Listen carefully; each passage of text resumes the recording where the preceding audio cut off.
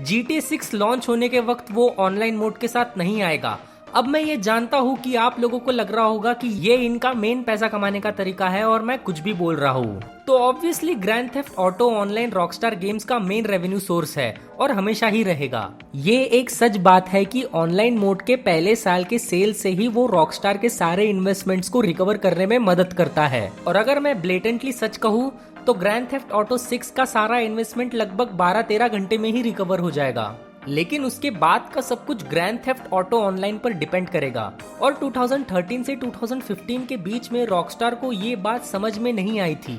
GTA 5 का online component के बारे में कभी रॉकस्टार को कोई होप नहीं थी और वो इंडस्ट्री का बड़ा मेहमत बना भी नहीं रहता जो वो आज है। उनके लिए ये बस कुछ कूल था जो हम GTA 5 में ऑनलाइन कर सकते थे, पर ऑब्वियसली ये ब्लो अप हो गया।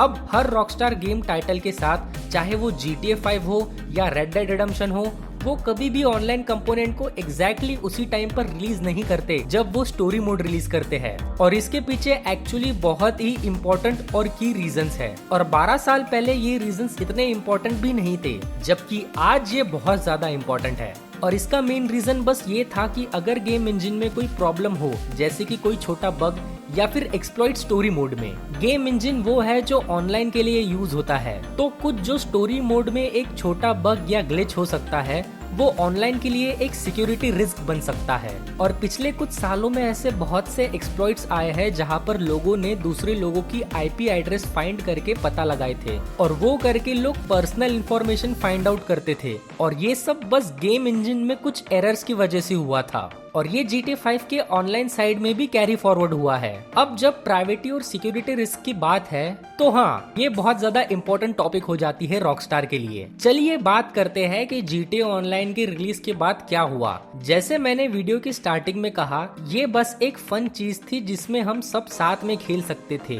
और ये कभी भी रॉकस्टार गेम्स का मेन लाइन बिजनेस था ही नहीं। लेकिन ऑब्वियसली ये एक फाइनेंशियल इकोसिस्टम बन गया। लोग पैसा खर्च कर रहे थे अलग अलग चीजें खरीदने में और रॉकस्टार गेम्स का मेन रिसोर्स ऑफ रेवेन्यू बन गया ये। अब अगर हम 2013 के उस एक्सप्लॉइट को ले जो एक सिक्योरिटी इशू बन गया था और उसे 2025 के ग्रैंड थेफ्ट ऑटो के फाइनेंशियल इकोसिस्टम पे अप्लाई करे, तो गेम के फ्रेमवर्क में एक ग्लिच या इशू का इफेक्ट इतना दूर तक जा सकता है जो हमने पहले कभी देखा भी नहीं था। रॉकस्टार गेम्स के लिए ये एक प्राइवेट डेटा ब्रांच से भी आगे जा सकता है। ये पोटेंशियली फ्रॉड तक पहुंच जाएगा जहां लोगों के बैंक कार्ड्स चोरी हो सकते हैं। अब ये ग्रैंड थेफ्ट ऑटो 6 के साथ नहीं होने वाला और इसका मेन रीजन ये है कि रॉकस्टार ने ये पहले भी किया है और वो समझ गए हैं कि वो क्या क्या कर सकते हैं। रेड डेड रिडेम्पशन 2 के साथ उन्होंने वही किया।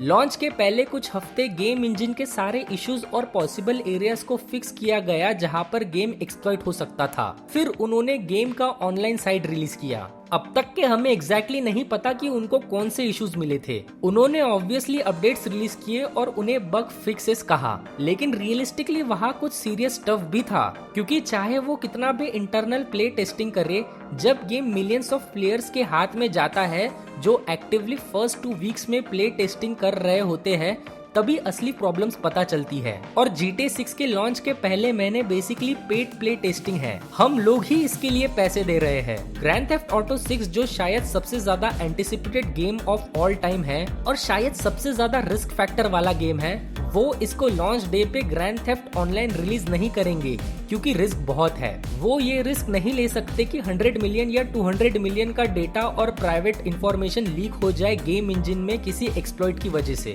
और थोड़ा सा पर्सपेक्टिव में रखने के लिए, जब रॉकस्टार गेम्स में प्ले टेस्टिंग होती है तो वहाँ 1000 लोग नहीं होते जिनके पास पूरे गेम का फुल एक्सेस हो स्टार्ट से फिनिश तक। ये नहीं होता वहाँ, स्पेशली GTA 6 जैसे IP के साथ। उनका एक पर्टिकुलर तरीका होता है सब चीजें करने का। और स्पेशली गेम टेस्टिंग के लिए तो उन्होंने एक अलग से स्ट्रेटजी भी निकाली है। रॉकस्टार सर्टन लोगों को सर्टन लेवल का एक्सेस देते हैं जहां बस सर्टन एरियाज रहते हैं और वहां पर वो लोग मेस अराउंड कर सकते हैं और साथ ही डिफरेंट चीजों को ट्राई एंड टेस्ट कर सकते हैं। और वहां वो लोग इसेंशियली मिशन स्ट्रक्चर को ब्रेक करने की कोशिश करते हैं। GTA 6 के रिलीज के फर्स्ट 10 मिनट्स में फैंस ने जो actual play testing hours complete की होगी, वो शायद रॉकस्टार के पास्ट कपल सालों के टोटल टेस्टिंग से 1000 टाइम्स ज्यादा होगी। बहुत सारे लोग गेम को टेस्ट कर रहे होंगे, तो ऑनलाइन रिलेटेड रिस्क के बिना 2 हफ्ते का ग्रेस पीरियड देना ये एग्जैक्ट प्रीमाइस है जिसकी वजह से रॉकस्टार ऑनलाइन को इमीडिएटली रिलीज नहीं करता। अब जो पहला पार्ट हमने अभी कवर किया वो सब रिस्क असेसमेंट साइड की बात थी, लेकिन रॉकस्टार के गेम्स को अप्रोच करने का एक अलग साइड भी है और ये सिर्फ ऑनलाइन साइड तक लिमिटेड नहीं है। जब हम कोई भी रॉकस्टार गेम खेलते हैं, for example red dead redemption या फिर ग्रैंड थेफ्ट ऑटो, पहले कुछ मिशंस बेसिकली ट्यूटोरियल्स होते हैं। ये ऐसा लगता है कि जैसे आप स्टोरी खेल रहे हैं, क्योंकि वो आपको इंटरनल नैरेटिव थ्रू गाइड करते हैं। लेकिन सच कहूँ तो आप मोस्टली जीटे गेम्स को बिना इन पब्लिक मिशंस के भी कंप्लीट कर सकते हैं। स्टार्टिंग के मिशंस का पूरा पॉइंट है आपको गेम्स के सारे कंट्रोल्स और मैकेनिक्स सिखाना, और ये एक रीजन है कि चाहे कुछ भी हो, चाहे लोग स्टोरी ड्रिवन गेम्स भूलने लग जाए, रॉकस्टार हमेशा अपने गेम्स में इनका एक फॉर्म रखेगा, क्योंकि ये एक ट्यूटोरियल है। क्योंकि अगर हमें गेम में डायरेक्टली डाल दिया जाएगा बिना ये जाने कि कुछ कैसे काम करता है और क्या किया जाता है, तो हम गेम को कम एंजॉय करेंगे, क्योंकि हमें कुछ समझ में ही नहीं आएगा कि क्या करना है और कहाँ करना है। ये एक नॉक ऑन इफेक्ट क्रिएट करेगा जहाँ लोगों को गेम पसंद नहीं आएगा और वो गेम खेलना बंद कर देंगे। अगर हम GTA 6 के ग्रैंड थेफ्ट ऑटो ऑनलाइन में डायरेक्टली चले जाए तो वहाँ पर हम कम्प्लीटली लॉस्ट फील करेंगे। हमें गेम का स्ट्रक्चर नहीं पता होगा, ना चीजें काम कैसे करती है वो पता होगा, और चीजें बहुत सारी कंफ्यूजिंग लगेंगी और मोस्ट ऑफ द प्लेयर्स को अनइंटरेस्टेड बना देगी। लेकिन अगर हमें 1 या 2 हफ्ते मिले जहां पर हम स्टोरी मोड खेले और कुछ मिशंस कंप्लीट करें, तो हमें मैप का आइडिया आ जाएगा, चीजों के बारे में अंडरस्टैंडिंग हो जाएगी। और जब हम ग्रैंड थेफ्ट ऑटो ऑनलाइन में जाएंगे तो यूजर एक्सपीरियंस थोड़ा सा बेटर होगा। हम ऐसा फील नहीं करेंगे कि जैसे हमें एक कंफ्यूजिंग लैंडस्केप में डाल दिया गया है जहाँ पर नए कंट्रोल्स और नए कंसेप्ट है। सब चीजें रिलेटेबल लगेंगी, क्योंकि हम पहले से ही उस स्ट्रक्चर ऑफ गेम से यूज्ड टू हुए रहेंगे, और ये सब चीजें सिर्फ हमारी कन्वीनियंस से बहुत ज्यादा आगे जाते हैं। ये एक्चुअली एक मार्केटिंग स्ट्रेटजी बन जाती है। स्टोरी पहले खिलवाकर और हमें उस स्टोरी थ्रू गाइड करके वो हमें गेम में हुक्ड करते हैं, और ये सब चीजें वो मैप्स डिजाइन से नहीं करते। स्टोरी खुद हमें हमारे कैरेक्टर थ्रू अलग अलग लोकेशन, टाइम और प्लेस तक ले जाती है, और फिर हम map, vehicle, story, design, aesthetics के लिए एडिक्टेड बन जाते हैं। और ये वही चीज है जो रियल लाइफ मार्केटिंग में होती है।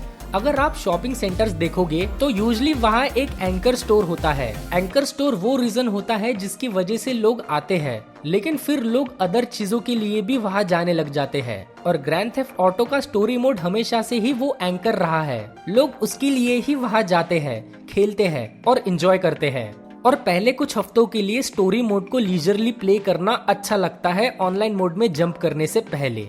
तो इन सब बातों के बाद मैंने जो रेलेवेंट लोगों के साथ कन्वर्सेशन की है और फॉर्मर डेवलपर्स जो एक्चुअली ग्रैंड थेफ्ट ऑटो 5 और रेड डेड रिडेम्पशन 2 पे काम कर चुके हैं, उनके हिसाब से मुझे फेयरली श्योर है कि हम लॉन्च डे पर गेम का ऑनलाइन साइड नहीं देखेंगे। ये रियलिस्टिकली कुछ हफ्तों बाद आएगा। मैंने कुछ क्रिंज कमेंट्स भी देखे हैं जहां लोग कह रहे हैं कि उन्हें स्टोरी मोड्स में इंटरेस्ट नहीं है, वो सिर्फ ऑनलाइन मोड खेलना चाहते हैं। फेयर इनफ, मैं भी शायद फर्स्ट कपल साल के बाद बस ऑनलाइन मोड में ही इंटरेस्ट रखूंगा, लेकिन रॉकस्टार के स्टोरी टेलिंग और स्टोरी ड्रिवन कंटेंट इंडस्ट्री में सबसे बेस्ट है। तो हाँ, ऑनलाइन इंटरेस्टिंग होगा, लेकिन मुझे लगता है जो चीज हमें वाइस सिटी में सेटल करेगी वो होगी स्टोरी।